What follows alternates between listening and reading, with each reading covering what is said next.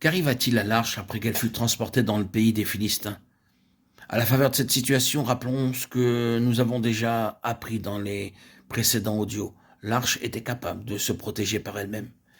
Les Philistins prirent l'arche de Dieu et ils la transportèrent d'Ebenezer à Ashdod.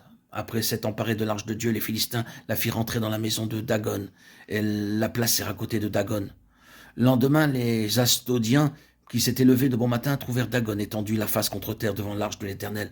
Ils prirent Dagon et le remirent à sa place. Le lendemain encore, s'étant levés de bon matin, ils trouvèrent Dagon étendu la face contre terre devant l'arche de l'Éternel. La tête de Dagon et ses 2 mains étaient abattues sur le seuil, et il ne resta que le tronc. La main de l'Éternel s'appesantit sur les Ashdodiens, et il mit la désolation parmi eux. Il les frappa d'hémorroïdes à Ashdod et dans son territoire. 1 Samuel 5, 1, 4, 6. Les Asdodiens furent terrifiés, c'est pourquoi ils envoyèrent chercher et rassemblèrent tous les princes des Philistins afin de tenir conseil sur la manière d'agir. La décision fut prise de déplacer l'arche de Dieu à Gath. Aussitôt que l'arche arriva dans ce lieu, tous les hommes de la cité, petits et grands, furent frappés de tumeurs. L'arche de Dieu fut envoyée à Écron, mais les Écroniens poussèrent des cris en disant « On a transporté chez nous l'arche du Dieu d'Israël pour nous faire mourir, nous et notre peuple. » Eux aussi firent chercher et assemblèrent tous les princes des Philistins, et ils demandèrent que l'arche de Dieu d'Israël soit renvoyée en son lieu. L'arche de l'Éternel était restée 7 mois dans le pays des Philistins. Comment renvoyèrent-ils finalement l'arche du Dieu d'Israël? Les prêtres et les devins parmi eux procédèrent d'une façon nouvelle et singulière. Construire un char neuf, y placer l'arche de l'Éternel, et le faire tirer par 2 vaches qui allaitaient, tout en éloignant les veaux.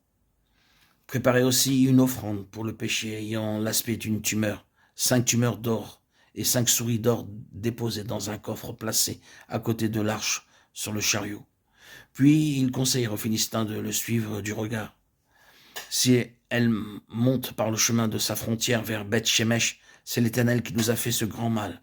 Sinon, nous saurons que ce n'est pas sa main qui nous a frappés, mais que cela nous est arrivé par hasard. 1 Samuel 6, 9.